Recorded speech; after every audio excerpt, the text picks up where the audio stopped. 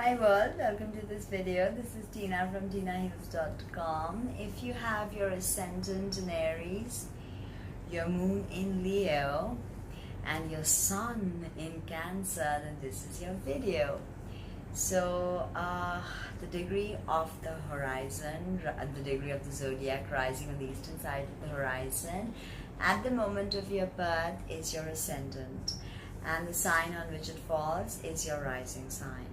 So the ascendant is the sum total of who you are. It is the Jungian mask you wear. It is how the world perceives you. It is how you look. It is the first touch of, it is the first contact your soul makes with the 3D world. And your ascendant karma is one of the most important facets of your natal chart. So you have your ascendant in Aries, and with Aries, everything starts anew. You know, when the sun moves into Aries, we have an explosion or a rebirth of life, and everything is born anew. Everything is radiant, everything is vibrant, everything is fresh. The archetype of Aries is the pioneer, the trailblazer, the initiator. Aries is great at starting new things, not always great at culmination. Now, as I said, that everything is new because this is the infant of the zodiac.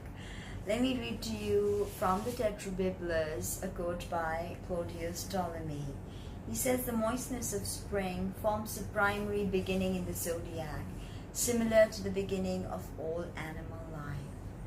So, everything with Aries is about a change of directionality. Whenever you are born with an Aries ascendant, you are ready to change the course of your life. That's why you're born with an Aries ascendant. You have Mars as your traditional ruler, and Mercury is your soul ruler. That tells you that Aries is not just about selfishness and restlessness, it's also about the higher plane of the mind, or manas. Now, with an Aries ascendant, people perceive you to be very edgy. You say what you want to say. You're not afraid to be dominant. You're not afraid to make eye contact, stare down competitors, and enemies alike. You raise your eyebrow. You may have a very cynical look in your eyes. Could also be harsh, so be mindful of that. But you have a Cancer sun, so it's kind of a bit balanced over there. You're not saying Aries, Leo, Aries. You're Aries, Leo, Cancer. So there's, of course, a touch of empathy and a dash of compassion there. But hey, your ascendant is how the world perceives you. So when you walk in with your Aries purposeful stride, people notice that leader in you, that trailblazer in you. You're not going to back down, okay? And you love the chase. You want to pursue your prey and stalk your prey if need be. Now, appearance is ruddy, as I said, very prominent, well-defined features, piercing eyes, edginess in them, temperamental, volatile. You love red. After all, Mars is the red planet. I love your red lipstick, your red highlights. You tend to wear your hair short for some reason. A lot of Aries ascendants. Over the course of my work, I have noticed that loads of Aries ascendant, and most of them, 99%, have short hair. But you have a Leo moon, so you know, you love your hair, that's your lion's mane, it's your identity. But I mean, if you have a difficult Mars, you can have brittle hair and fragile hair. Aries rules this part of the head, so there could be problems related to ear or persistent acne, migraine, sensitive gum and teeth, and all that could arise if you have issues with your Mars. Okay, Mars issues can also result in violence, accidents, fires, stay away from guns and heavy machinery during difficult Mars transits. Stay away. Okay, stay away from road rage too. Now live in inner authenticity, and the agitating fires very shall not scorch you. Now, all the shadows and lessons of Aries has to do with this infant of the zodiac growing up. I told you Aries is the infant of the zodiac. Growing up is not an easy process, you know. There are growth pains, bone pains, teeth pains, all kinds of pains, because we are growing, we are expanding. So no one can avoid that, and that is something that you need to work through. Pain is inevitable, but what do you do with it?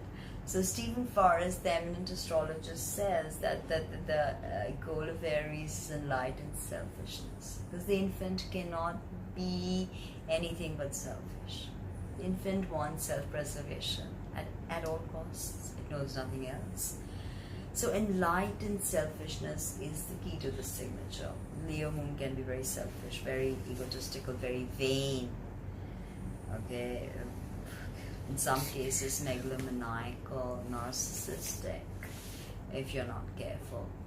The moon is the very antithesis to this Jungian mask or the outward persona. It is who we are when that mask comes off. It is who we are in our raw, primal power. Okay? It is our everyday habits, our thoughts, our emotions, our mother, the idea of nurturance, how we give it, how we receive it, how we will be as mothers. All of this is our childhood. And moon in Leo, you're definitely childlike, connected to your childhood, playing pranks, but you're definitely artistic. You have a 5th house moon. I mean, your life is art. No matter what you do, you create art. And your mother was probably very bossy, domineering, dramatic, dressed very well, probably had regal aristocratic features and all of that, you know. Now, profession for you would be anything: acting, drama, modeling, chef, because you have a Cancer sun. Cancer rules the stomach, Aries rules the head, Leo rules the solar plexus, and Cancer rules the stomach. So chef, definitely very artistic chef. You create art with the food you do, if that is so. Cancer also rules the breasts, so breasts and solar plexus, stomach, head. Virgo is your 6th house. Be careful of hypertension. That's something that can pop out in migraines, and Virgo can be very judgmental and harsh. So 6th house is a very difficult house, house of health, hidden enemies. So be mindful of that. Now, stay connected to your inner authenticity. You can be a great teacher, even with Cancer. Cancerians are great teachers. You could be a great teacher. And you could also be some sort of healer or community worker, someone who wants to help the community. The sun is your father, your ambitions, your goals, how you take your internal key and project it onto the world. All that is the sun, the extroverted yang side of you. That is in Cancer. The moon is not particularly strong in Leo, and sun is not particularly strong in Cancer. It's a fall position for the sun. Sun cannot shine in this emotional fluidity of Cancer.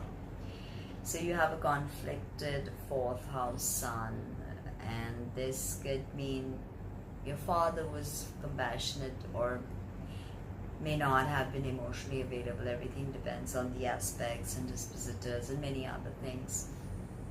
It's a very peculiar and particular individualistic story. But otherwise, you're very empathic. You want to work with community. You have intuition. Cancer ruled by the moon. It's such a powerful sign, because here we understand emotions. It's a sign of the mother and the child. So either, having a Cancer sun, remember sun is how you want the world to perceive you. So you are very caring the way you appear. You want to help people. You definitely want to serve in some way. Cancer wants to serve in some way. It wants to help, it wants to create. It is the mother and the child. So having your sun in Cancer definitely makes you someone who is here to give back to society. Aries ascendant will help you initiate many things. Leo moon will help you create art in whatever you do. And your Cancer sun is going to give you the empathy that you need. If cardinal fire with Aries, the fixed fire, masculine with your moon. And you have cardinal water with Cancer. So water and fire can create a lot of steam. Steam does not need to be a problem or a bother. Steam is also used to power. Not just heavy machinery, but power your life, your key, your life force. Make use of this wonderful combination and let me know how it's been so far. Please subscribe, like, and comment and share.